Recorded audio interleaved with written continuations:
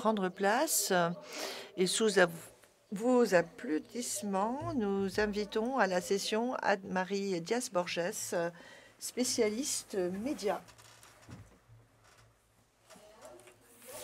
Et je vous demande de bien vouloir accueillir nos panélistes.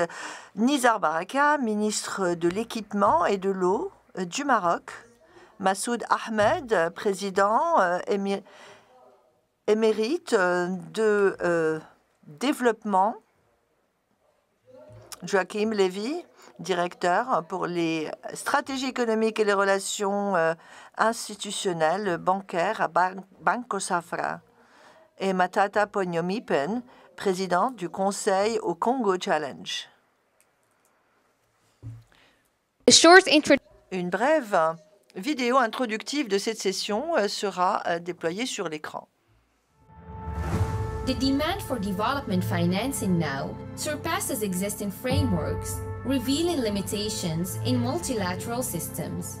Bold ideas or gaps in implementation hinder progress, requiring development banks and the IMF to build a balanced structure that supports holistic growth alongside climate priorities. What are the main obstacles to translating bold development ideas into action? How can country-driven sustainable platforms reshape global financing architecture? How can MDBs and the IMF foster leadership behind these initiatives? Anne-Marie Diaz-Borges, the floor is... Madame Borges, vous avez la parole. Good morning. Buen dia. Bonjour, bon dia.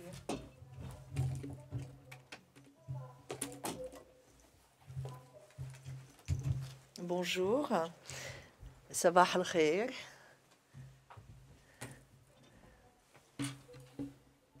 Pour parler finalement du nerf de la guerre, puisque cela fait 2 jours maintenant que de belles idées, recommandations, suggestions sont faites ici sur cette belle plateforme des Atlantic Dialogues, mais bien sûr, on sait que sans financement, eh bien, c'est très difficile d'aboutir à nos ambitions, de les concrétiser. Alors, une petite chose avant de commencer, c'est que j'aimerais quand même qu'on prenne quelques petits instants pour apprécier le travail qui a été fait par les équipes ici, pour réunir autant de participants des 4 coins du monde. Depuis que je suis ici, j'entends parler en espagnol, en plein de langues différentes. Et j'aimerais vraiment qu'on apprécie ce travail parce que ce n'est pas une mince affaire. Et il y a plein de petites mains qui travaillent dans l'ombre et qui font un travail remarquable. Par exemple, ici à ce panel, l'Afrique est représentée, l'Amérique latine, l'Asie, les États-Unis. Et c'est quand même incroyable. Donc, je voulais juste le mentionner. Alors, pour poser un petit peu la problématique laquelle on va aborder aujourd'hui, j'aimerais juste mentionner quelques petits chiffres.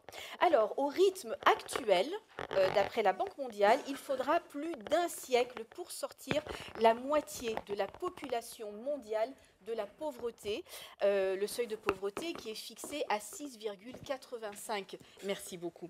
À 6,85 $ par jour. Et plusieurs populations en Afrique, on le sait, eh bien, vivent même dans un état d'extrême pauvreté, soit avec moins de 3 $ par jour. Selon les États-Unis, nous sommes aujourd'hui à la croisée des chemins.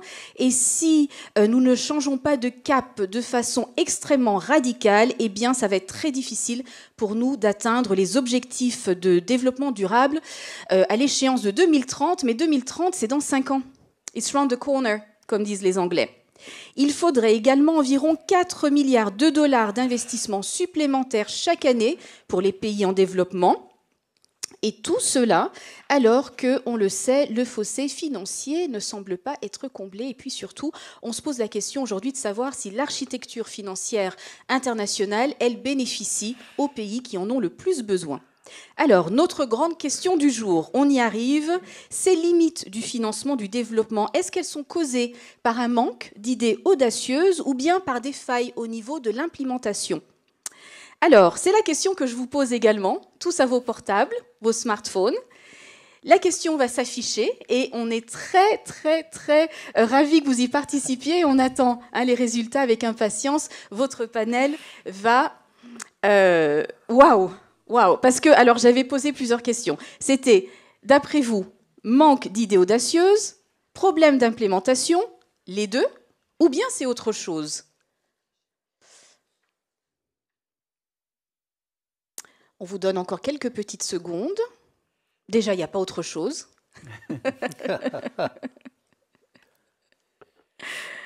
Ah si, ah si. Ah. Mon instinct me disait qu'il y aurait sûrement des propositions pour autre chose. Et c'est pour ça qu'on est ici d'ailleurs. Alors, on vous donne encore quelques petites secondes. C'est vraiment un outil incroyable d'ailleurs. Alors, qui a dit autre chose dans la salle? Fabuleux. 3. Excellent. On va vous donner des micros. Mais tout d'abord... Non, allons vers vous d'abord. Monsieur, s'il vous plaît, qui a dit autre chose? Andreas Krämer, I sat on the panels and discussing this. Yes, merci. Dans ce panel, nous en avons parlé. Il y a, à mon sens, une incompréhension fondamentale. En fait, changer justement à des systèmes énergétiques nouveaux serait moins onéreux que de mettre à niveau les anciens. En fait, là, on est en train d'inventer des schémas très onéreux pour justifier le transfert de milliards de dollars à travers leurs mains. Et là, en fait, on ne peut que suspecter qu'il y a un réel intérêt financier puisque les choses semblent être faire l'objet de résistance. Mesdames, cela va vraiment enrichir notre conversation. In my view, we have a wrong... Oui, à mon sens, je pense que nous avons un modèle de développement erroné. Il prônait exactement ce qu'il était censé produire. Alors, plus d'argent n'est pas la solution. La solution serait eh bien, réfléchir et reconstruire la réflexion autour du développement et remettre l'humain au centre qui pourrait affirmer notre interconnectivité, notre interdépendance dans ce monde de développement. On ne peut se développer ou développer en détruisant la mère nature. Merci beaucoup, merci infiniment. La question du financement, à mon avis, elle se pose par rapport aux besoins. Est-ce que les financements tiennent en compte les besoins des pays et des acteurs qui en font la demande ou qui en expriment le besoin? Donc je pense que le gap se pose à ce niveau-là, qu'il va falloir adapter le financement et qu'il soit étudié et basé sur le besoin des populations et voilà, des cibles. Merci beaucoup pour cette belle contribution. Monsieur? Merci. Enfin, personnellement, je crois qu'il faudrait trouver un mécanisme pour que la richesse puisse migrer. Parce que la richesse, je crois, s'entête à rester là où il est. Et donc, il y a un problème, si l'on veut, pour essayer d'équilibrer les disparités. Donc, il faudrait trouver un mécanisme pour permettre à la richesse de migrer. Merci beaucoup. J'apprécie vraiment ce format interactif. Monsieur le ministre, je me tourne directement vers vous. Vous avez vu les résultats de notre sondage et entendu les personnes qui pensent bien qu'il y a autre chose plutôt qu'un manque d'idées ou un problème d'implémentation. Qu'en pensez-vous? Et j'en profite pour vous demander, bien sûr, on sait que le Maroc est assez audacieux, hein, un bel exemple quand même de développement. Si vous pourriez partager également certaines de ces idées audacieuses du Royaume du Maroc qui fonctionnent et puis qui ouvrent la voie pour d'autres. Alors, tout d'abord, je voudrais dire que par rapport à la question et aussi aux réactions qu'on a eues et les propositions qui ont été faites, je trouve qu'il faut absolument en fait, intégrer les différentes dimensions. Il y a la dimension donc, relative au modèle de développement, donc, qui sera centrée donc, sur l'humain et qui nécessite véritablement donc, d'avoir une réadaptation finalement de nos modèles économiques. Et à ce niveau, et d'autant plus avec les changements climatiques, nous avons aujourd'hui une nouvelle problématique qui s'impose à nous, le besoin de résilience, le besoin de la durabilité et le besoin aussi d'avoir en fait une croissance plus partagée qui permettrait donc de combattre la pauvreté qui était votre première question. Deuxième élément important, c'est aujourd'hui, en termes sur le plan financier, en termes d'innovation, je pense qu'aujourd'hui, il y a énormément d'idées. Ce n'est pas les idées qui manquent. Et il y a énormément aussi beaucoup je dirais, d'expériences réussies sur le terrain que l'on pourra mettre en avant. La véritable difficulté que nous avons, c'est surtout l'implémentation. Aujourd'hui, force est de constater que sur le plan du nouvel ordre économique mondial, nous restons sur une logique en fait où l'essentiel en fait, et notamment par rapport au changement climatique, l'essentiel des moyens financiers vont vers la mitigation aux dépens de l'adaptation. Et il faut dire que la COP 29 a démontré encore une fois qu'on est très loin des chiffres qui étaient annoncés, des 1 000 milliards de dollars par an. On a annoncé 300 milliards donc, de dollars par an. Sur les 300, réellement, si on arrive à 100, c'est déjà beaucoup. Parce que dans les faits, il y a des problèmes d'accès, des problématiques aussi, et notamment pour un certain nombre de pays en développement de capacité pour pouvoir donc proposer des projets pour atteindre le fonds vert ou pour atteindre les différents fonds climat, sans parler aussi des places financières qui ne sont pas assez développées pour pouvoir répondre aux obligations vertes et aux autres types d'obligations qui s'intègrent dans cette logique de financement climat. Donc ce que je veux dire, c'est que nous avons besoin d'agir sur ces différents niveaux pour pouvoir avancer. Par rapport au modèle marocain, moi, si vous permettez, je vais mettre l'accent sur 3 axes fondamentaux. Le premier axe, c'est une vision. Aujourd'hui, le Maroc a un cap clair, une politique, une vision de long terme, qui, quels que soient en fait les gouvernements, donc s'inscrivent dans cette logique. Et il se trouve que la nouvelle constitution l'a clairement arrêtée, puisque cette vision donc est définie au niveau des conseils des ministres, je dirais présidée par le souverain, et qui donne en fait toute la force et la durée donc d'une vision de long terme, et qui permettent à travers les différentes lois cadres ou à travers les différentes lois organiques, qui permettent à tous les gouvernements donc, de s'inscrire dans le cadre de cette vision. Deuxième chose, c'est le fait d'avoir un cap clair, ça permet d'avoir une synergie et ça permet surtout d'aller vers une logique donc, plus intégrée entre les différentes politiques publiques. Et l'une des principales difficultés que nous avons eu à affronter, donc pour optimiser les impacts financiers sur la population, c'est la notion je dirais, de travailler en silo. Or, aujourd'hui, donc, à travers cette vision, à travers cette capacité et ce cap qui est dressé, nous agissons un peu plus de manière un peu plus intégrée, notamment en introduisant, donc, avec la régionalisation avancée, la territorialisation des politiques publiques qui facilite finalement cette cohérence et qui facilite cette intégration des politiques publiques. Troisième axe aussi important qui rentre dans ce cadre-là, c'est aussi nous inscrire dans une logique de renforcement de la cohésion sociale à travers la réduction donc, des inégalités territoriales, mais aussi à travers la réduction des inégalités sociales et le projet royal de la généralisation de la protection sociale qui a réussi, et contrairement à ce que beaucoup de Cassandre annonçaient, à trouver les moyens de financement nécessaires pour pouvoir donc assurer cette aide directe qui est donnée à aujourd'hui 4 millions de familles, donc à 12 millions d'habitants, pour pouvoir améliorer leur niveau de vie. Et permettez-moi de donner un exemple clair sur cette capacité aussi d'innover. Comme vous le savez, nous avons vécu 6 années de sécheresse consécutives, et lors de ces années, nous avons eu le besoin de faire en sorte à ce que qu'on essaie de réduire le nombre d'eau qui allait en mer. Et par conséquent, nous avons construit cette fameuse autoroute de l'eau. Donc on a un intervalle de temps record de 9 mois. Et sans cette autoroute de l'eau, au mois de décembre dernier, on aurait dû couper l'eau aux habitants de Rabat et de Casablanca et des zones avoisinantes. Donc on a aujourd'hui 1 200 000 mètres cubes qui sont transférés des régions où on a plus d'eau vers les régions qui en ont le plus besoin. Alors pour parler du financement, nous avons véritablement, pour le réaliser en un intervalle de 9 mois, fait appel à un préfinancement, puisque ça a coûté 6 milliards de dirhams, l'équivalent de 550 millions d'euros.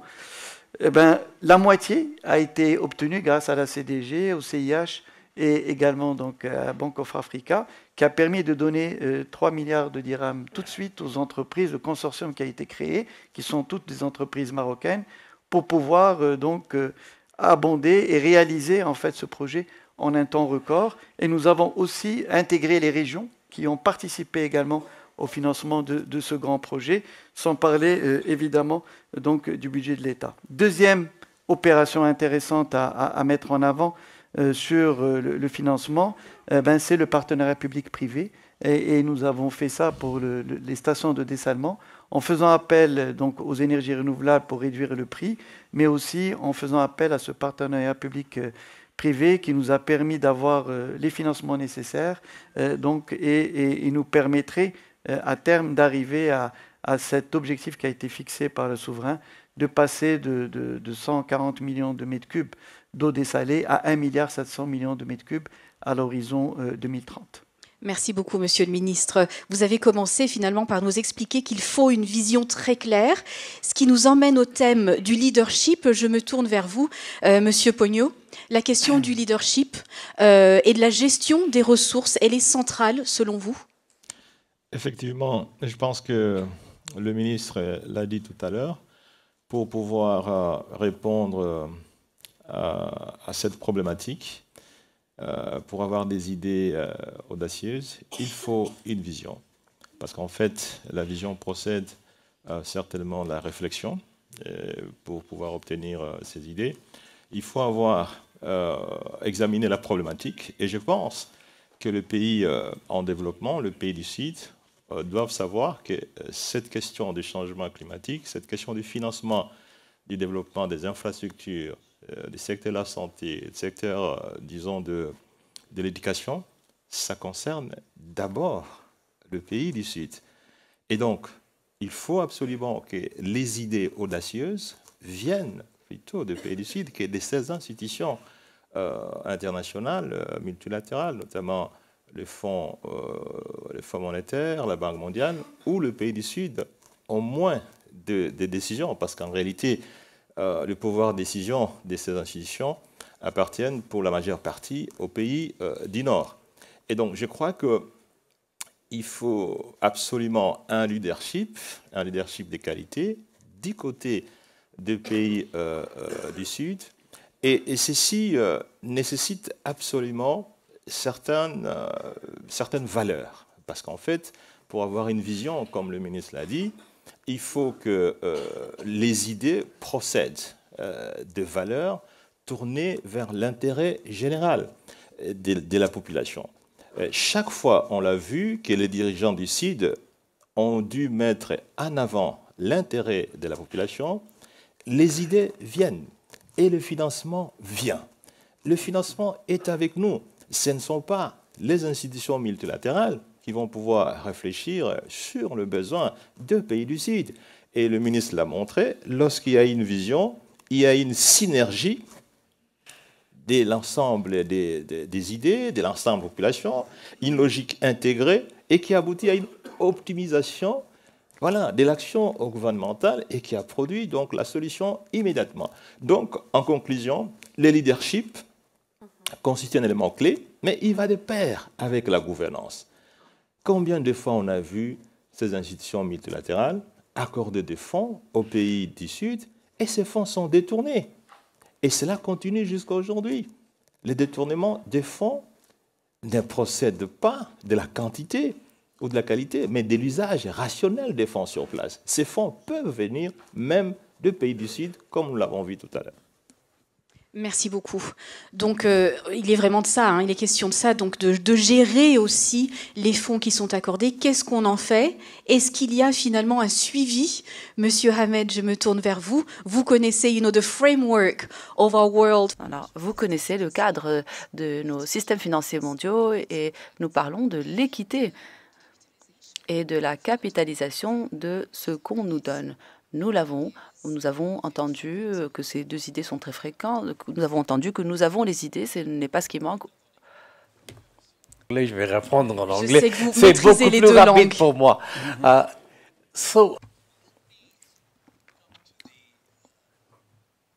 Permettez-moi de revenir sur la question que vous avez posée au début. S'agit-il d'une absence d'idées audacieuses ou est-ce la difficulté de déployer ces idées qui explique l'écart entre le chiffre que nous mettons en avant, qui sont donc les chiffres qui expriment les besoins et les chiffres qui expriment ce qui est réellement fait. Monsieur le ministre a partagé un chiffre sur l'écart entre les 1,3 milliard de dollars par an qui sont nécessaires pour faire face aux problématiques liées au changement climatique dans les pays en développement et les 300 milliards qui ont été convenus. Et même ces 300 milliards, eh bien, reste un petit peu opaque. Je ne pense que c'est ni le fait que nous manquons d'idées audacieuses, ni le fait qu'il est difficile de déployer ces idées. À mon sens, la réelle problématique, le réel obstacle, c'est que nous n'avons pas un sens partagé de priorité et d'urgence entre tous les pays et représentants qui doivent trouver un consensus pour aller d'une évaluation des besoins à l'action. Et pire encore, nous ne reconnaissons pas que nous n'avons pas ce sentiment partagé de l'urgence et des priorités. Donc, nous faisons semblant d'être tous sur la même longueur d'onde et on essaie de trouver des explications vagues pour justifier l'inaction. Et ce qui est bien pire que de ne pas être d'accord. Cela, malheureusement, nous empêche de mettre l'accent sur la hiérarchisation des priorités au vu des financements limités. Cela nous empêche d'essayer d'identifier les arbitrages à faire, ce qui crée un manque de confiance dans tout le processus. Alors, lorsque nous étions à Bakou, Bakou était censé être la COP de la finance. Telle était l'idée de trouver un accord sur comment financer la transition énergétique. Alors, personne ne remet la question des 1,3 milliard de dollars nécessaires par an. On pourrait débattre sur des petits détails, mais le maximum qui ont pu être convenus, c'était 300 milliards de dollars. Alors, comment est-ce qu'on peut combler cet écart ? On peut dire, bon, bien, l'année prochaine, nous allons nous réunir à Belém. Alors, d'ici là, traçons une feuille de route de Bakou à Belém. Et cette feuille de route nous fera passer de 300 milliards à 1,3 milliard. Pourquoi ? Comment? Y a-t-il un processus en tête? Et si vous lisez les communiqués publiés des sommets de ces 5 dernières années, depuis d'ailleurs la période de la Covid, alors tous les G20, G7, les communiqués de l'UE et Afrique, tous ces communiqués affichent ces chiffres aspirationnels sans pour autant les associer à des plans concrets pour réaliser ces ambitions. J'ai une proposition simple. Pourquoi est-ce que ces communiqués-là ne démarrent pas avec un tableau qui présente les recommandations formulées lors du dernier communiqué et là où nous en sommes en termes de déploiement de ces recommandations et l'écart?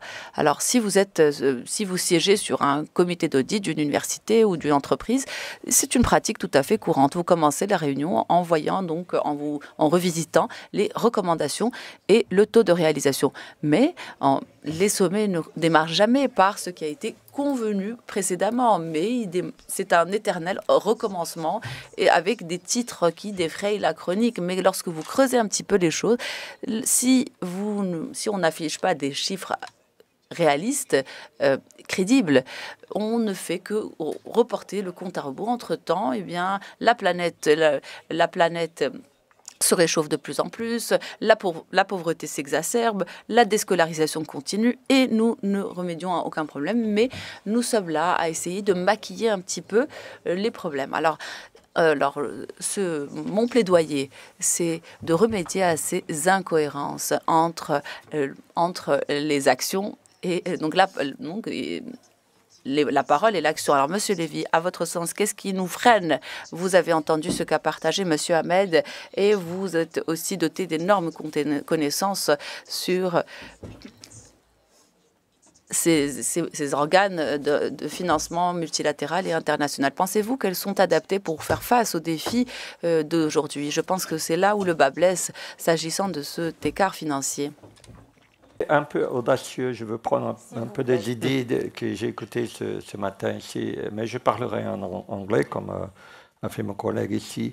I think that Il me semble que ce que nous avons entendu aujourd'hui nous trace une feuille de route très claire. Premièrement, il est important de dresser les priorités. Qu'est-ce qui est important? Par exemple, ce qui m'a interpellé lors des COP de l'ONU, c'est qu'aucune priorité n'est définie. Nous savons que la source principale des émissions, c'est le charbon, mais il est impossible de trouver un chemin clair pour l'élimination progressive du charbon. Nous avons entendu hier, il me semble que c'était M. Strauss-Kahn ou M. Attali, on évoquait l'utilisation des SDR pour le financement des les coûts sur le long terme. Donc, pour l'élimination progressive du charbon par les DTS. Donc, il y a réellement toute la chaîne de valeur et toutes les personnes impliquées, donc de l'extraction du charbon en Inde, l'Afrique du Sud et même l'Indonésie. Cela, eh bien, c'est des fonds conséquents. Et le seul moyen de faire cela, c'est si vous n'êtes pas convaincu qu'un pays riche, entre guillemets, puisse simplement signer des chèques, eh bien, le mieux qu'on puisse obtenir, ce qui est déjà assez audacieux d'en parler, c'est d'avoir des prêts sur long terme avec le mécanisme de DTS. Je ne pense pas que 600 milliards de dollars serait vraiment inflationnaire, mais si vous permettez à des pays comme l'Afrique du Sud et l'Inde, l'Indonésie et le Vietnam qui puissent justement aller dans ce sens et éliminer progressivement le charbon, peut-être que cela permettrait de retirer 3 à 5 gigatonnes de l'atmosphère. Et nous devons le faire de manière équitable car effectivement le charbon est très important pour le développement industriel aujourd'hui. Ce que nous avons entendu hier et encore aujourd'hui, c'est comment pouvons-nous capitaliser sur les nouvelles technologies pour réellement avoir un impact. Et notre cher ami a justement évoqué l'énergie. S'il s'agit de 300 ou 500 milliards de dollars, bon, je pense que il faut moins de 1000 pour obtenir donc un panneau solaire, un téléviseur, un réfrigérateur, etc. Et je pense que cela pourrait être fait par le secteur privé. S'il y a un cadre minimal, la seule éventuelle complication, si vous pensez au téléphone mobile. Auparavant, alors on n'avait pas besoin d'avoir la Banque mondiale qui allait financer donc le lancement de téléphones mobiles ou des téléphones solaires. Alors les panneaux solaires seront commercialisés, ils ne recevront pas un flux de revenus, mais donc c'est très important de marquer une distinction entre ce qu'on veut réellement réaliser. Ce qu'a dit Monsieur le ministre, que les fonds émanant des institutions multilatérales qui devraient être mieux dépensées pour des initiatives d'adaptation. Et nous savons qu'ici en Afrique, dans 5 à 10 ans, l'adaptation sera la grosse problématique plutôt que d'essayer de faire en sorte que les pays, parfois, fassent des arbitrages qui pourraient ou pas avoir un réel impact s'agissant de leurs émissions et surtout les émissions mondiales. Ainsi, ce qui manque aujourd'hui, c'est de définir les réelles priorités et de orienter les financements dans ce sens. Alors, ça fait longtemps que je travaille dans ce domaine et les financements constituent au final un moyen pour réaliser un objectif, même si c'est un moyen pour obtenir des financements d'autres encore. Mais c'est vrai que nous avons beaucoup tendance à parler de financement, mais l'objectif à réaliser n'est jamais clair. Alors, s'il faut nous voulons une stratégie pour l'adaptation, nous voulons une stratégie pour ce développement minimal qui est abordable. Nous parlons de 300, éventuellement 500, peut-être même 1000. Et beaucoup de ménages, même en Afrique, pourraient économiser 1000 par exemple, en une année pour arriver à ce niveau, à hisser le niveau de la connectivité, par exemple, et de contribuer à cette transition énergétique. Le Brésil a une idée qui a existé auparavant, qui a été présentée dans d'autres forums, mais il y a il y a le fonds de financement des forêts tropicales qui est très audacieux. Et il s'agit de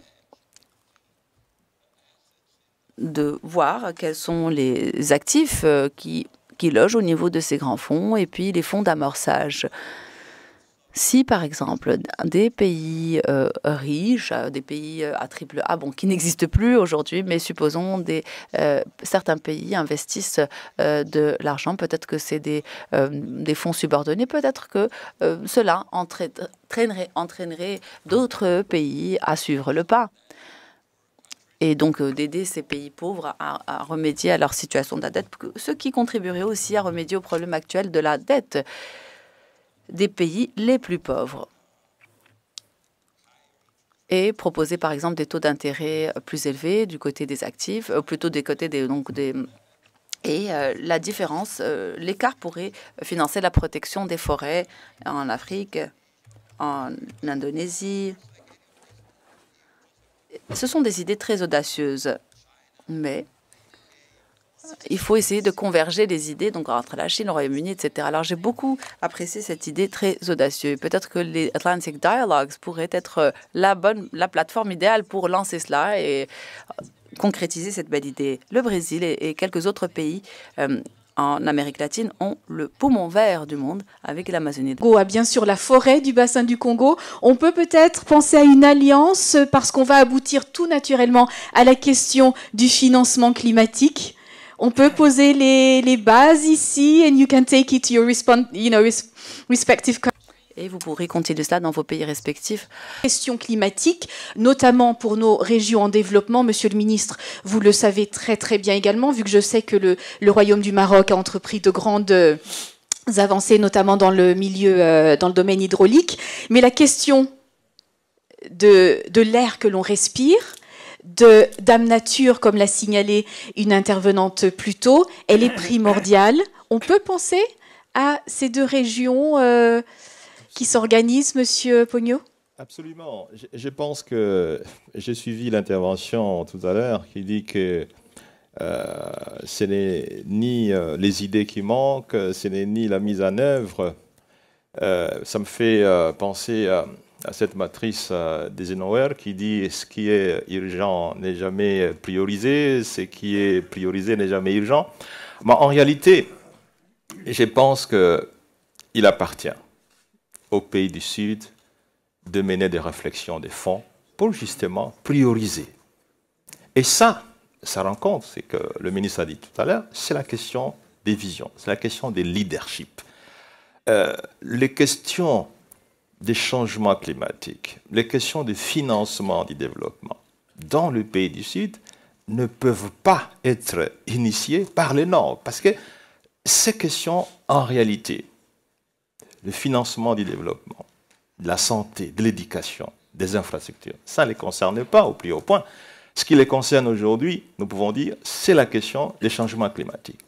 Et si les financements sont plutôt orientés vers le changement climatique qui les concerne au plus haut point, ceci risque de pouvoir désavantager les questions de financement des infrastructures, les questions de financement de l'éducation. D'où l'importance de voir, par exemple, pour prioriser, comme il a dit, est-ce que le Brésil, est-ce que la RDC et les autres pays qui forment le bassin du Congo sont à mesure d'avoir des idées audacieuses, de pouvoir prioriser justement. Mais ça, c'est une question des visions, une question des leadership. Et je pense, à mon avis, tant que cette question ne sera pas prise en charge fondamentalement par ceux qui sont concernés. Si par exemple, c'est vrai, nous savons que les océans contribuent aussi à l'oxygénisation de l'environnement, mais il y a ces deux forêts, les forêts de l'Amazonie, les forêts de la bassin du Congo. Mais tant que le Brésil et ceux qui détiennent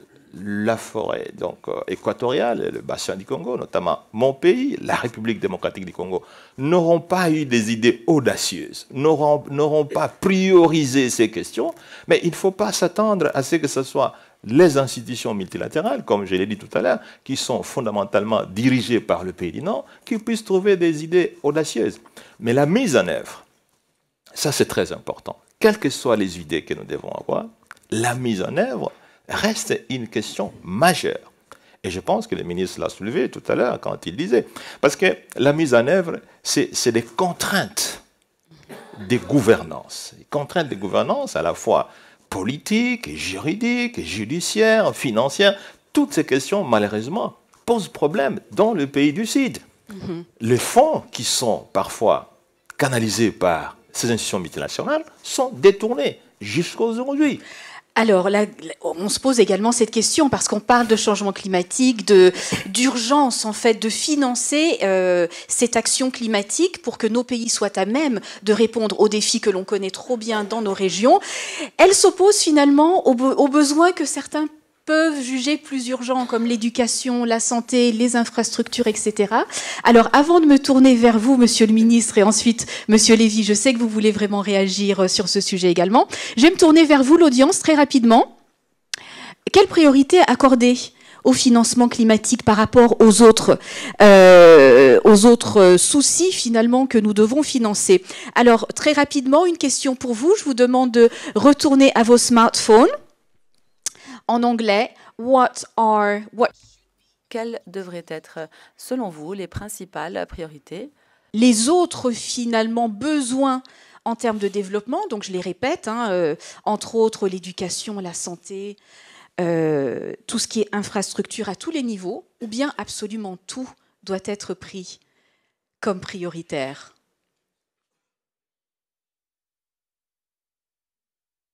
Eh oui. Et c'est pour ça que vous n'avez pas la tâche facile, mes chers panélistes, puisque d'après l'audience, eh bien, tout doit être pris en compte. Monsieur le ministre, je me tourne vers vous. Comment est-ce que vous abordez ce dilemme? Peut-être que ça en est un, au niveau de votre ministère et du gouvernement. Oui, alors, avant de répondre à votre question, je voudrais d'abord interagir avec mon ami tout à l'heure pour rappeler que le souverain, lors de la COP 22, avait mis en place, en fait, il y a eu le sommet de l'Afrique, et avait lancé une initiative, d'ailleurs, sur le bassin du Congo, et laquelle initiative avance assez bien, et comme vous avez dit à juste titre, en fait, dans cette logique de coopération sud-sud, on a pu véritablement aller de l'avant et nous inscrire dans la dynamique sur laquelle vous insistiez, c'est qu'on a besoin véritablement de développer ce poumon avec évidemment l'Amazonie pour répondre en fait aux problématiques futures au niveau climatique. Deuxième grande question aussi qui est soulevée donc quand on parle du financement climat, c'est la problématique de l'adaptation et souvent en fait on nous pose une question pour dire aujourd'hui, pour la mitigation, nous savons véritablement comment mesurer cela en termes de gaz à effet de serre et comment on peut le réduire, alors que pour l'adaptation, nous avons une difficulté, ce qu'on dit, donc une difficulté à mesurer en fait les impacts et par conséquent une difficulté à financer cela. Et je dois dire que là aussi, lors de la COP22 et depuis, le Maroc aussi s'est penché sur cette question au niveau international avec la mise en place d'une plateforme sur la mise en place de métriques pour l'adaptation, pour faciliter en fait l'accès au financement. La plateforme est portée actuellement par l'OCP dans le cadre de l'initiative AAA, qui est l'adaptation de l'agriculture africaine au changement climatique, et qui avance assez bien donc en la matière. Mais pour être clair avec vous concernant cette problématique que vous avez soulevée, en ce qui nous concerne, évidemment, aujourd'hui, il faut le dire, l'eau, nous avons les métriques, puisque nous savons quels sont les impacts. Nous pouvons mesurer en fait aussi le coût de l'inaction. Et on l'a vu malheureusement, la surexploitation des nappes souterraines, par exemple, dans le bassin du Souss, c'est traduit par aujourd'hui 40 000 hectares qu'on ne peut plus utiliser parce qu'il y a eu cette surexploitation et que les nappes sont devenues salines. Par conséquent, le degré de salinité est tellement élevé qu'on ne peut plus utiliser ces terres. Or, c'était des terres qui répondaient à une grande partie en fait, de la production agricole au niveau national, notamment destinée à l'export. Et c'est la raison pour laquelle aujourd'hui, nous avons mis en place en fait, une nouvelle vision qui consiste à dire, qui s'inscrit dans une nouvelle type de solidarité. C'est ce qu'on nous appelle la solidarité ville-campagne, alors que par le passé, en matière d'eau, on était dans une solidarité campagne-ville, puisque c'est les régions montagneuses donniez donc à travers les barrages de l'eau pour les populations qui vivaient dans les villes côtières. Et dans ce cadre-là, nous avons lancé un certain nombre de stations de dessalement, lesquelles stations de dessalement vont permettre d'une part d'assurer l'eau potable pour l'ensemble des populations qui vivent dans les villes côtières. Deuxièmement, ces stations de dessalement vont permettre également d'économiser de l'eau au niveau des barrages au profit des populations rurales et des villes intérieures. Et troisièmement, nous avons été encore plus loin, c'est que nous allons aussi transférer de l'eau dessalée vers les zones intérieures. Et c'est la raison pour laquelle nous allons avoir en fait une station de dessalement qui est en cours de construction aujourd'hui par l'Office chérifien des phosphates pour aller vers la région de Marrakech, de Ben Guerir et de Youssoufia et assurer l'eau potable au profit de ces populations. Nous allons avoir donc une station de dessalement dans la région du Tiznit qui va aller vers, je dirais, la région de Taroudant pour répondre à la problématique de l'agriculture et qui va fournir, puisque c'est une station de 350 millions de mètres cubes, qui va fournir de l'eau dessalée pour les agriculteurs. Et ce que je dois dire, et ce qui est important, c'est que nous avons réussi aussi à ce que les agriculteurs eux-mêmes s'engagent à acheter cette eau à un prix plus élevé parce qu'ils n'avaient pas d'eau. Et donc pour eux, c'est très important, je dirais, d'accéder à cette eau pour pouvoir continuer à produire et continuer à exporter. Et troisième élément aussi qui est important, c'est que nous avons aussi mis en place aujourd'hui, et il y a un grand projet que nous avons lancé pour transférer de l'énergie renouvelable des pays, des régions, je dirais, donc, du sud du Maroc, dans la région de Dakhla, la région de Tintan, etc., vers les régions du nord, pour pouvoir bénéficier, je dirais, donc permettre aux stations de dessalement de bénéficier d'une énergie beaucoup plus faible, du coût d'énergie beaucoup plus faible, et par conséquent leur permettre de réduire le coût de production. On a l'un des coûts de production les plus bas au monde, puisqu'on est à 45 cents de dollars pour le mètre cube. Et tout ça montre véritablement, et je conclus par ça, ça montre véritablement trois choses. Un, c'est que nous, comme je l'ai dit tout à l'heure, nous avons besoin de cette vision intégrée. C'est-à-dire que nous sommes dans une logique de nexus eau, énergie renouvelable et food security et sécurité alimentaire. Deuxièmement, c'est que nous avons aussi besoin d'avoir cette vision intégrée, c'est-à-dire que nous allons assurer la production d'énergie renouvelable qui répond aux besoins de l'eau, du dessalement de l'eau et qui va permettre de donner de l'eau à l'agriculture et à l'eau potable. Troisième élément important, et ça a été dit tout à l'heure, on a besoin de bonne gouvernance et donc de crédibilité.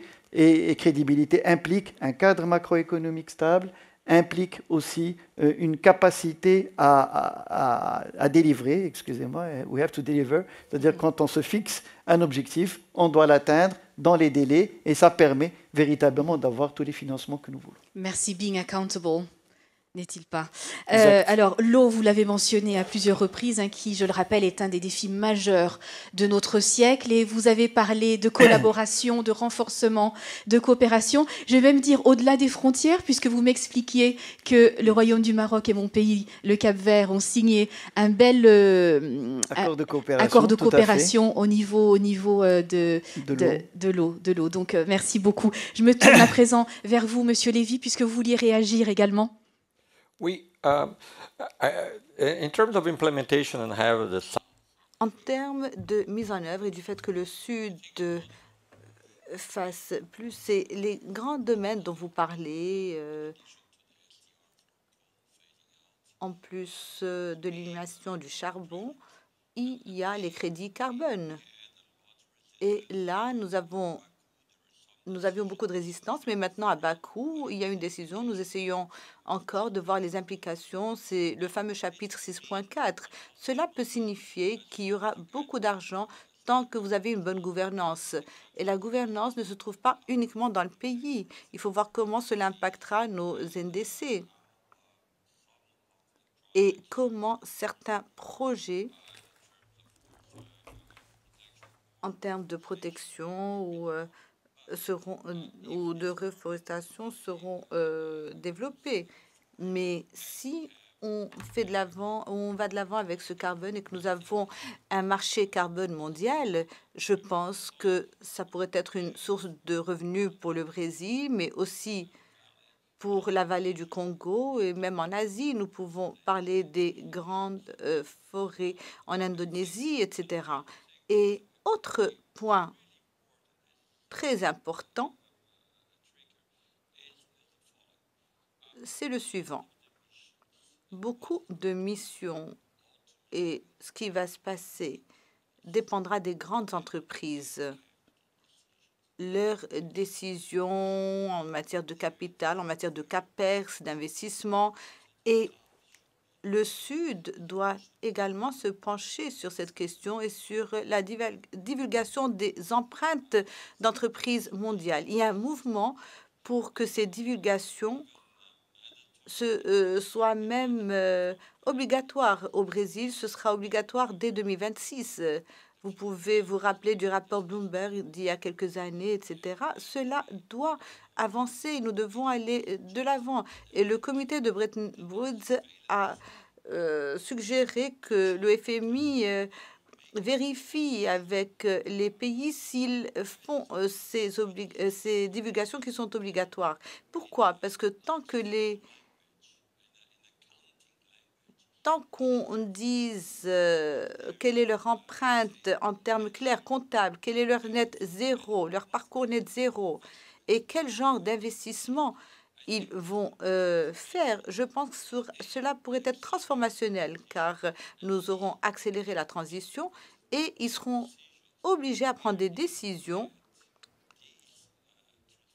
où ils pourraient obtenir ces transformations à un coût plus faible. Et donc, cela peut faire qu'il y aurait des flux de capitaux vers le sud et nos ressources naturelles peuvent vraiment permettre d'avoir une énergie propre, abordable et des procédés plus propres. Donc, c'est le Big Finance, c'est quelque chose de corporate, mais cela aura un grand impact sur le Sud, plus que ce que nous pouvons avoir d'une banque multilatérale.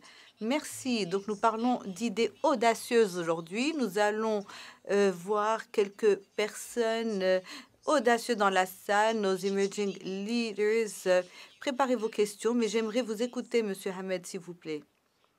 2 points très rapidement avant d'obtenir les points de vue des leaders émergents et de la salle. Premièrement, vous avez parlé de la priorité pour le climat, le développement ou les deux. Je pense que c'est très important de prendre le point du ministre Baraka. Le financement de l'adaptation qui rend les économies résilientes à l'impact du changement climatique, cela est un bon développement. Si vous aviez un bâtiment scolaire qui était construit pour l'été de 35 degrés et maintenant l'été on aura 45 degrés, le coût de développement a augmenté en raison du changement climatique. Vous pouvez l'appeler adaptation ou autre. Mais il n'y a pas d'arbitrage. C'est la seule chose à faire pour s'adapter au fait que le monde va être moins vivable qu'auparavant à cause du changement climatique. Et la question maintenant, c'est qu'en est-il du financement pour l'atténuation? Et quand il s'agit de financement pour l'atténuation, il faut se rappeler de l'Afrique qui vraiment est responsable de moins de 5% des émissions mondiales. Et dans tout scénario de croissance future, ce n'est pas ce qui va faire le changement entre le monde qui soit plus vivable ou moins vivable. Mais là encore, il faut reconnaître que le coût des alternatives vertes, surtout énergétiques, donc le solaire, c'est un point qui a été soulevé par le premier intervenant. Donc maintenant, c'est moins coûteux que les alternatives traditionnelles. Donc il y a beaucoup d'arbitrage. Et là où il y a un coût supplémentaire, il faut les faire en dehors des fonds de développement. Nous ne pouvons pas utiliser les fonds de développement pour financer une réponse mondiale à quelque chose qui n'a aucun effet sur les pays en développement. C'est une question mondiale. Et là, il faut être clair. Et dernier point, c'est que ce que vous avez dit sur la gouvernance et que les pays eux-mêmes doivent présenter les idées audacieuses. Souvenez-vous de la Covid. Pendant la Covid, pendant 2 ans, l'Afrique a eu du mal à obtenir des vaccins. Et elle était toujours mise à la fin de la queue par les pays qui contrôlaient l'approvisionnement de vaccins. Et c'était lorsque vous avez créé en Afrique une initiative d'achat de vaccins coordonnés et que vous avez fourni un financement pour cela, l'Afrique a pu aller faire des deals, acheter les vaccins. C'était beaucoup plus réussi que juste être dans la queue et attendre qu'on fournisse un vaccin. Et donc, les initiatives qui réussissent sont les initiatives où les pays eux-mêmes ont une vision claire, une stratégie. Et s'ils peuvent se réunir, ils seront même plus puissants. Le message est très clair pour la plupart d'entre vous, pour vous tous. En fait, nous devons présenter nos propres idées audacieuses et il faut les mettre en œuvre pour collaborer ensemble. Allons maintenant vers l'assistance. J'aimerais entendre, écouter nos jeunes. Présentez-vous et dites-nous quelles sont les idées audacieuses et les priorités que vous aimeriez voir en premier. Merci. Nous avons 20 minutes pour aller vers vous. Merci. Je m'appelle Vicky Reddy. Je viens du Kenya. Donc, leader émergente. Je travaille avec les Nations Unies et je donne des conseils sur les emplois verts. Alors, nous avons parlé des swaps climatiques et nous les voyons donc au Gabon et en Équateur. Mais il y a les questions de transparence, des coûts de transaction. Et donc, ce serait intéressant d'entendre les défis qui émergent et les bonnes pratiques pour s'assurer que lorsque nous voyons cela, on s'assure qu'ils répondent aux objectifs économiques du pays de manière équitable, surtout pour le Sud. Merci. Ce qui me rappelle une citation de Carlos Lopez. Lorsque nous parlons de climat, nous ne pouvons pas mentionner l'équité. Merci beaucoup. Vous avez tout à fait raison. Et vous, jeunes, est-ce que vous souhaitez ajouter quelque chose? Cela me rappelle mon âge. Nous allons nous tourner vers vous, monsieur. 10 secondes pour que les gens qui ne comprennent pas l'arabe puissent prendre leurs écouteurs. C'est moi, notamment. J'ai fait de mon mieux ce matin, mais c'est pas suffisant. طيب شكرا سيداتي ما أريد أن أشير إليه في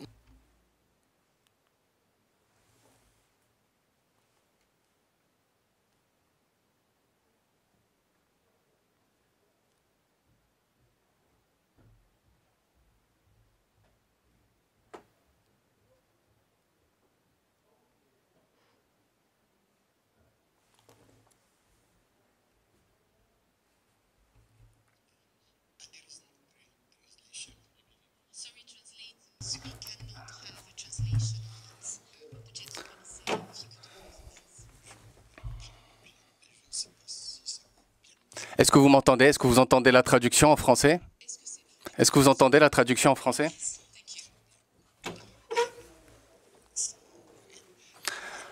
Alors, j'aimerais indiquer une chose.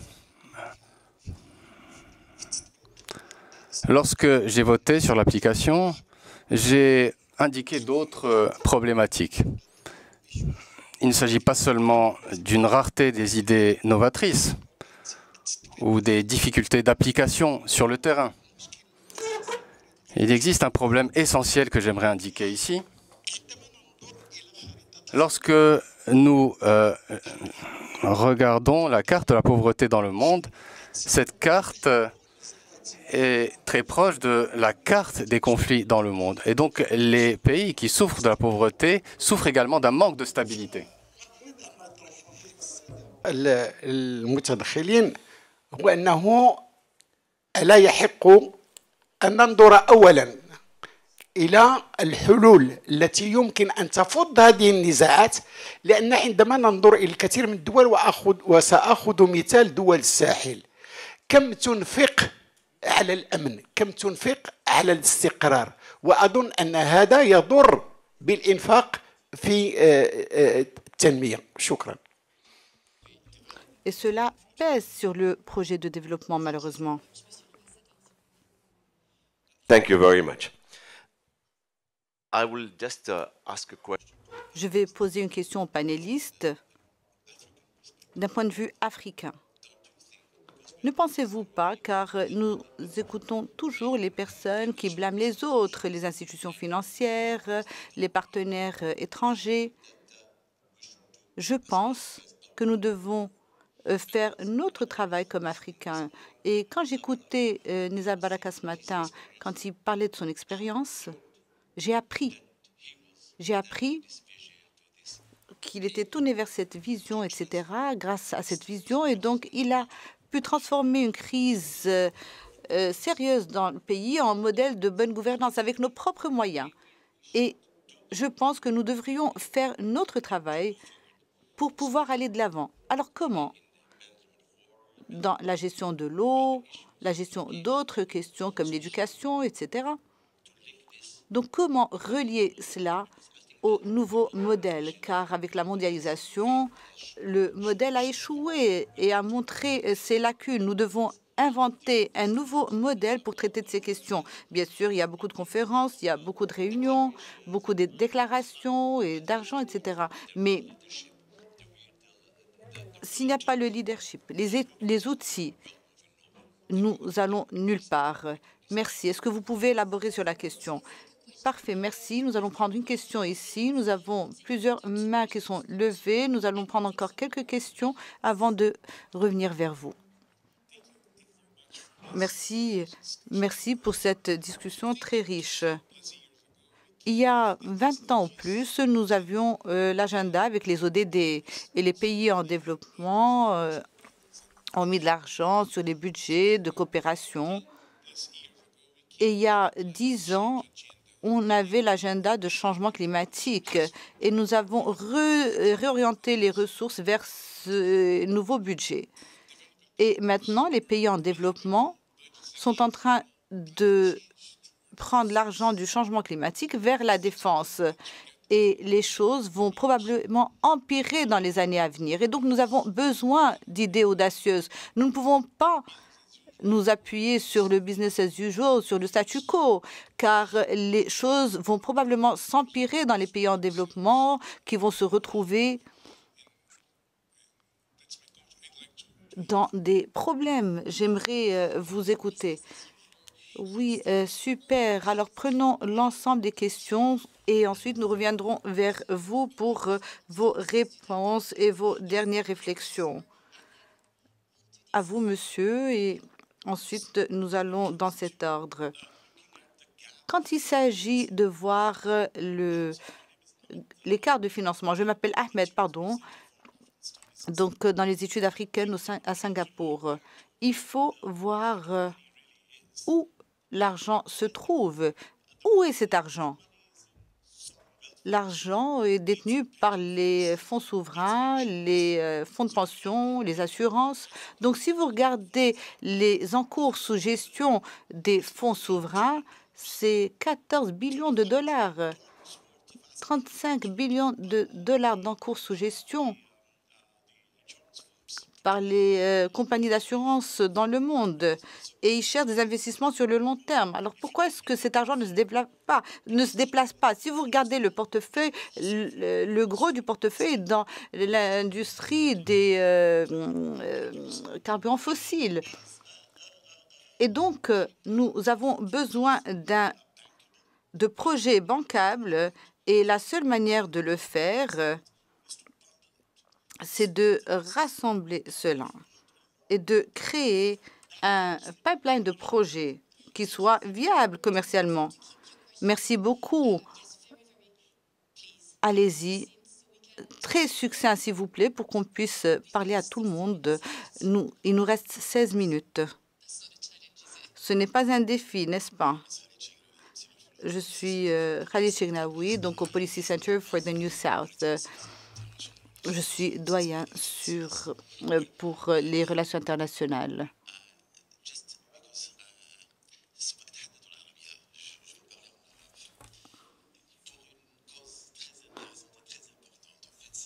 Merci beaucoup, c'est Basso, mon ami Basso, parce que si vous avez remarqué, il y a eu un petit moment de doute pour passer de la traduction. Ah, oui, oui.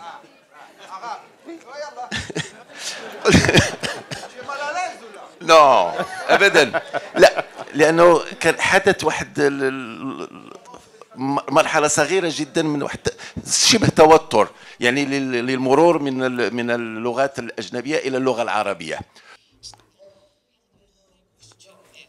Ma question est la suivante. Et ma question est pour les excellences, les ministres.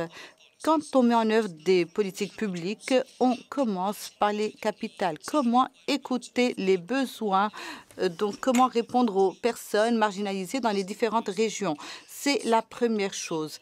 Et deuxièmement, quelle langue allez-vous utiliser pour vraiment répondre à ces populations? Nous avons fait une expérience à l'université Mohamed VI, surtout que nous avons des étudiants de toutes les régions du Maroc et d'autres régions d'Afrique qui ne parlent pas la même langue, qui ne maîtrisent pas la même langue. Et nous avons pris la responsabilité, nous en avons assumé la responsabilité. Chaque étudiant, dès la première année, donc qui parle arabe, français ou anglais, cet étudiant doit être en mesure de maîtriser 3 langues au bout de 3 années dans l'université. Je peux dire que nos étudiants parlent les 3 langues. Certains parlent même 4 ou 5 langues. Comment est-ce qu'on peut l'appliquer à la société? En écoutant. Et donc, par rapport à la langue utilisée, nous avons des pays africains qui ont 60 ou 70 langues locales. Alors, comment pouvons-nous aller du centre vers la marge pour réfléchir de la même manière et à fournir des solutions pour ces personnes? Autre point, et je vais m'arrêter là, beaucoup de choses sont des choses auxquelles on réfléchit au niveau du centre et les solutions sont fournies par le central. Mais les personnes dans les autres régions, est-ce qu'ils ont besoin des mêmes solutions? For our continent, we'll come back to it. Please, sir. Ceci est important pour notre continent. Merci, monsieur. Nous allons prendre des questions sur ce côté. Ensuite, nous accorderons 10 minutes supplémentaires à nos panélistes. Je vais me retourner pour pouvoir apercevoir tout le monde. Levez bien vos mains, s'il vous plaît. Très rapidement, monsieur, c'est à vous.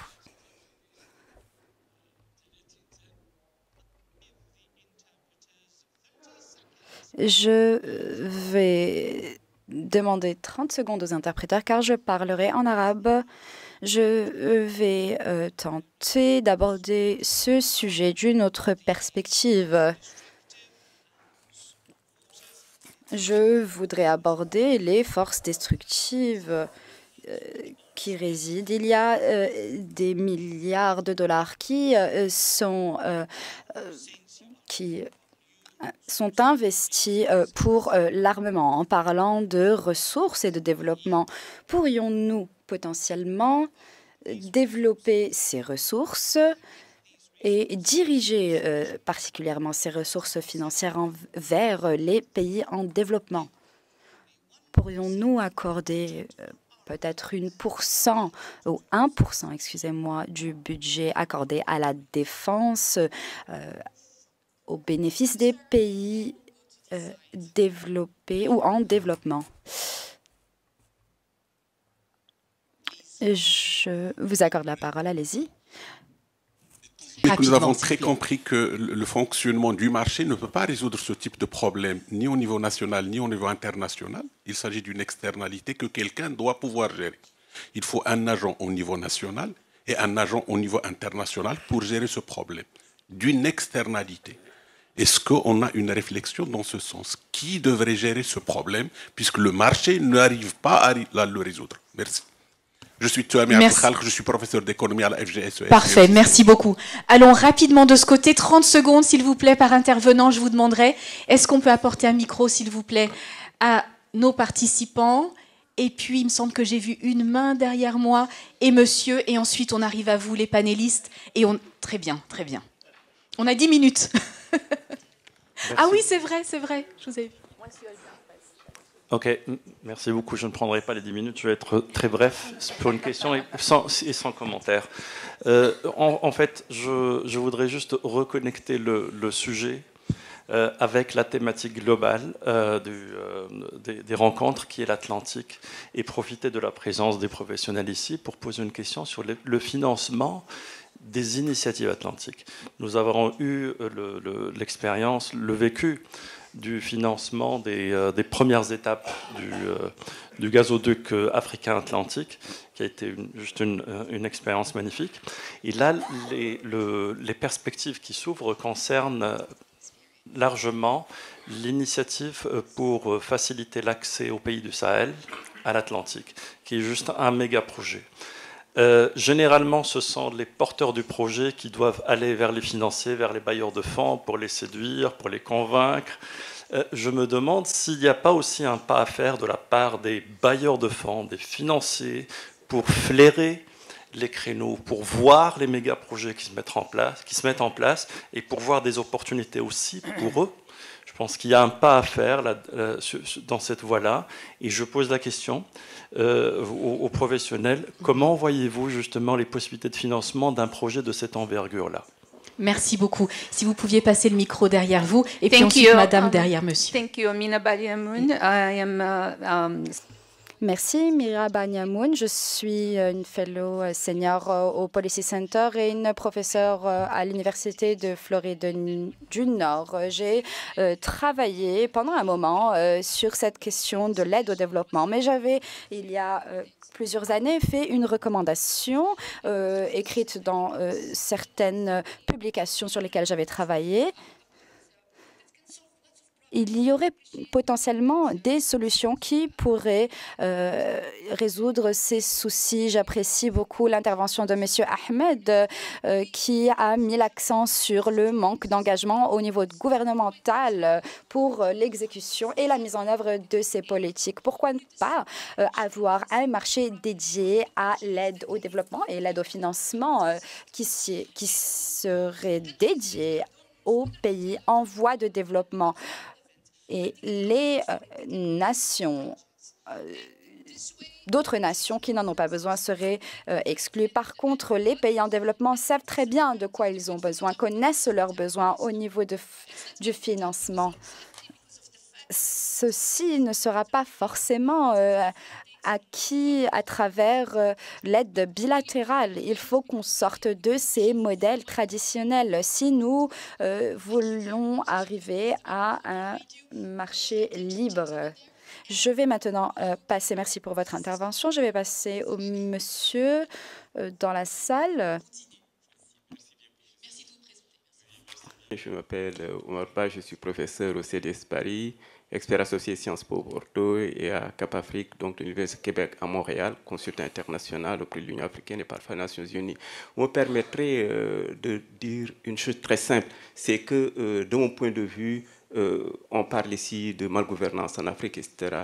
Mais je pense que nos partenaires techniques et financiers également et les institutions internationales de financement devraient aussi repenser leur modèle, leur articulation envers l'Afrique, envers les pays qui sont dans le besoin. Parce que je ne peux pas comprendre que, par exemple, un modèle puisse être dupliqué dans différents pays pour dire que quand il y a une crise, il faut, par exemple, aller vers l'allègement des subventions à l'énergie. Nous savons très bien que l'économie, c'est l'énergie transformée. Ça voudrait dire quoi? Ça voudrait dire qu'il y aura une inflation comment dirais-je, des prix, et on aura donc un appauvrissement infini de nos populations. Ça, c'est deuxièmement, et je vais terminer là très rapidement, c'est que les critères de fragilité des États, effectivement, on parlait des questions de fragilité, de paix et de sécurité, mais aussi il faut savoir que globalement, en Afrique, nous avons un problème structurel qui est celui de la maîtrise de la science et de la technologie pour pouvoir de paix transformer nos richesses et nos potentiels de développement. Donc, à ce niveau-là, je crois que si on embraye avec mon collègue, c'est-à-dire une logique de coopération transversale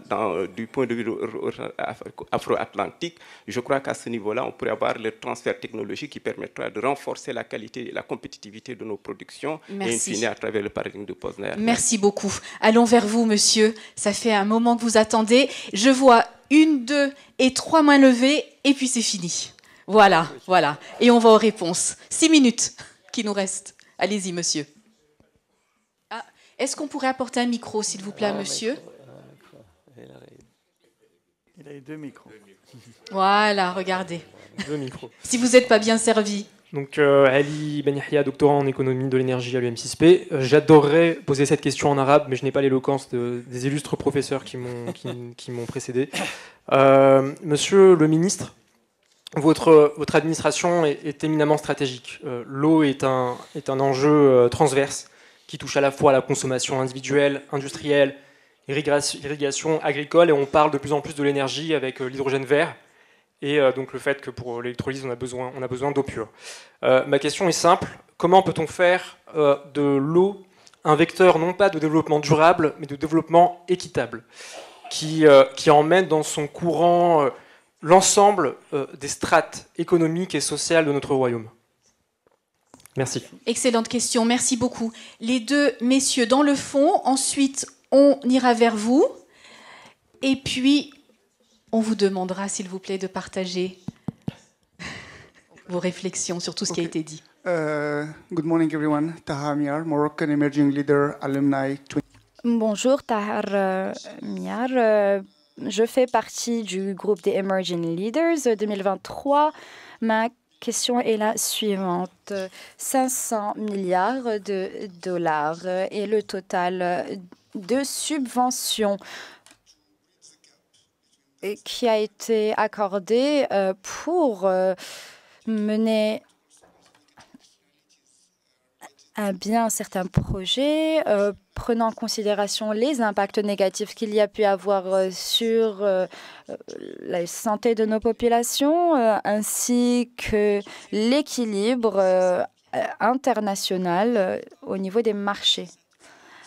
Rabia Mourtar, professeur à l'Université du Texas. C'est une très belle session, je vous remercie. Une idée que je voudrais partager est de mettre en place plus un système de responsabilité au niveau du gouvernement, donc de transférer cette responsabilité en faveur de l'action pour le climat du Nord vers les pays du Sud également. Nous devons prendre cette responsabilité. De Saoudi, je suis senior économiste ici au Policy Center, donc merci pour vos interventions. Moi, j'ai plutôt un commentaire. Donc, vous avez beaucoup insisté sur la question de l'importance de la vision, de la bonne gouvernance, mais il y a une question qui est fondamentale, c'est la question de public trust, la confiance entre le gouvernement et les citoyens et les jeunes. Et ça, c'est une question qui est fondamentale parce qu'on peut avoir une bonne vision, on peut avoir une bonne gouvernance, mais on ne va pas avoir l'adhésion des populations à une réforme donnée. Je parle par exemple de la question de la généralisation de la protection sociale. Si on veut faire adhérer les populations, donc il faut une bonne communication entre gouvernement et population. Il faut bien expliquer la réforme à toutes les populations. Monsieur Chegraoui a insisté sur le rôle de discuter avec les populations. Ça, c'est des choses qui sont très, très importantes à prendre en compte et qu'il ne faudra pas oublier. J'ai beaucoup apprécié l'idée de monsieur Massaoud Ahmed, c'est l'idée d'avoir un tableau qui montre un peu les objectifs qu'on a définis. Après 5 ans, on peut parler avec le gouvernement, quels sont les objectifs qui sont atteints. Et ça va augmenter la transparence, la confiance, et aussi ça renforce un peu une action qui se traduit par une amélioration des niveaux de vie des citoyens. Comme ça, on sera sérieux, transparent, et on ira tous pour un développement de notre pays. Merci. Bonjour, c'est M. Sidi Mohamed El-Sidi, avocat et chercheur en sciences politiques. J'ai entendu la question ou l'idée de repenser le modèle de développement. Je pense que l'idée royale de l'Atlantique est une façon de revenir sur cette option, surtout que le Maroc est en tête de pont sur toute une sorte de cordillère des pays qui ont une façade atlantique, du royaume jusqu'au Cap. Donc c'est à repenser, à revoir, à mettre en musique. Merci beaucoup. Alors, avant toute chose, mesdames et messieurs, je sais qu'il y a une pause café. Vous nous permettrez 30 secondes supplémentaires, juste pour faire le tour de notre incroyable panel. Monsieur le ministre, de tout ce que vous avez entendu, je sais que je vous demande quelque chose de pratiquement impossible, mais qu'aimeriez-vous partager avec nous, s'il vous plaît? Moi, je pense que sur la base de ce qu'on a entendu, je voudrais réagir sur trois points principaux. Le premier point, c'est comment faire adhérer en fait les populations, notamment au niveau, je dirais, des régions les plus éloignées par rapport aux différentes politiques publiques qui sont menées. Pour ce faire, nous avons, dans le cadre des programmes de développement régional, mis en place des commissions mixtes où les priorités ont été définies par les régions. Et donc, nous sommes inscrits dans une logique de politique de participation et des populations et des élus pour pouvoir arrêter les différentes politiques publiques à mettre en place et territorialiser ces politiques. Et on a fait au niveau du ministère de l'Équipement. Et c'est ce qui a fait que nous avons dégagé un élément essentiel qui n'apparaissait pas. On agissait toujours dans le sens d'agir sur les routes rurales, mais nous avons constaté qu'il fallait également, je dirais, régler la problématique des provinces qu'il fallait désengorger et faire en sorte qu'on leur permette d'accéder au développement à travers la nouvelle charte d'investissement qui permettait d'accorder des avantages particuliers donc donc le désenclavement des provinces et également donc du monde rural. Deuxième élément, rapidement, par rapport à la problématique aussi de la vision intégrée, je voudrais en 2 secondes rappeler une chose. Aujourd'hui, dès lors qu'on place le citoyen au centre, on ne peut qu'avoir cette vision multidimensionnelle. Et je vais donner un exemple rapide, la Coupe du Monde.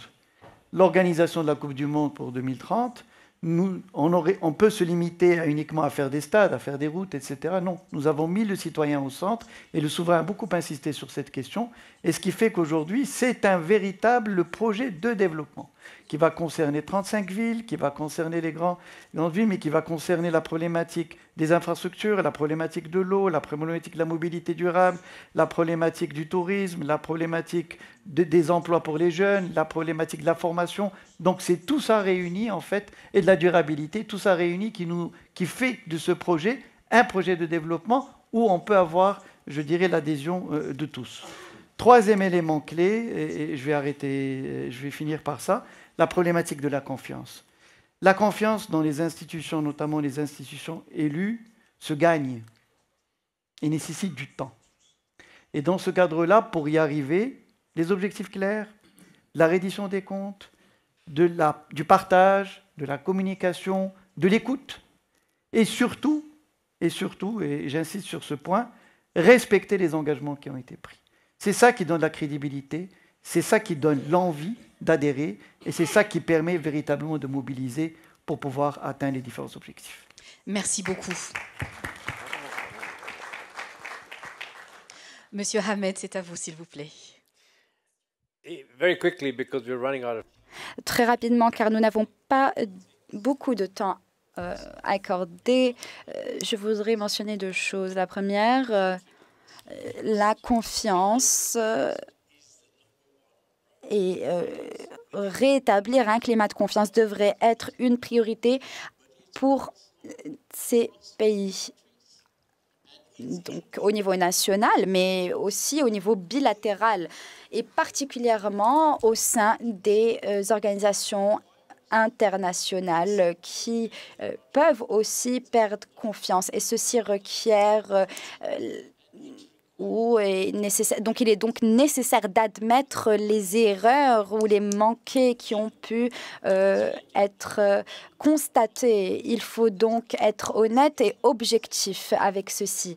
La seconde chose que je vais évoquer est que nous devons diriger nos plans et baser les plans de développement sur un rapport et une analyse concrète et objective de l'état de la planète et l'état du développement dans le Sud. Nous devrions avoir pour objectif de développer nos économies et d'améliorer les situations au niveau du développement.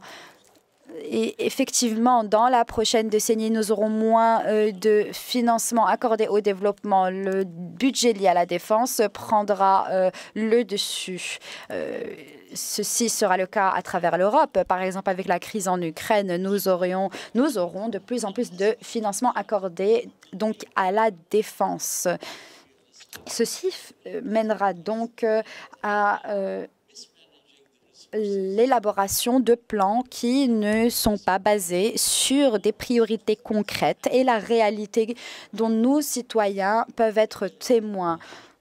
Ceci peut donc affecter la crédibilité de nos actes. About accountability, about reaching out, and this is the... Ma vision rejoint la vision du Monsieur le ministre. Au Brésil, nous avons été témoins de ceci. Nous devons particulièrement faire face à la réalité du monde dans lequel nous vivons. Je voudrais répondre à certaines questions spécifiques. La première, nous avons parlé du projet de gazoduc à multiples reprises. Le Brésil a effectivement mis en place une plateforme spécifique pour ce but. Des projets qui seraient axés sur le changement climatique et l'action envers ce but. En tant que chairman pour la défense au Brésil, j'en sais quelque chose. La deuxième chose est que nous avons aussi la possibilité d'avoir une place plus importante accordée au FMI. Mais le FMI s'intéresse à une chose, ce sont les chiffres. Par ailleurs, le FMI est intéressé par l'état de la gouvernance au niveau national. Et finalement, au Brésil, il y a 20 ans, quand je faisais partie de la trésorerie, je m'étais rendu compte qu'un projet qui avait été mené aux États-Unis pourrait être appliqué et fonctionner au niveau du Brésil. Et ceci a été efficace et nous l'avons fait avec succès. Mon dernier point, si nous rendons compte du fait que des fonds nécessaires ne seraient pas accordés au secteur public. Nous pouvons compter sur le secteur privé particulièrement avec les crédits de carbone, par exemple. Nous pouvons mobiliser du capital privé, car nous vivons dans un monde où nous n'aurons pas de financement public provenant des pays riches, entre guillemets. La discussion de cette session a tourné autour de la question des leadership, essentiellement, parce que le leadership sous-entend une gouvernance de qualité. Le leadership sous-entend une vision, et sous-entend la priorisation. Et je pense, s'il y a un appel de fond que nous pouvons faire au terme de cette session, c'est de permettre d'appeler le pays du Sud à pouvoir réfléchir, avoir des idées audacieuses. Il n'appartient pas au pays du Nord, il n'appartient pas aux institutions multinationales de développement. L'intervention du ministre tout à l'heure a démontré que les pays du Sud sont à mesure d'avoir des idées audacieuses, des idées ingénieuses, comme ça a été le cas. J'ai vu quelqu'un qui est intervenu ici, parler de Singapour. On connaît les idées de Lee Kuan Yew. On connaît les idées du général Park en Corée du Sud.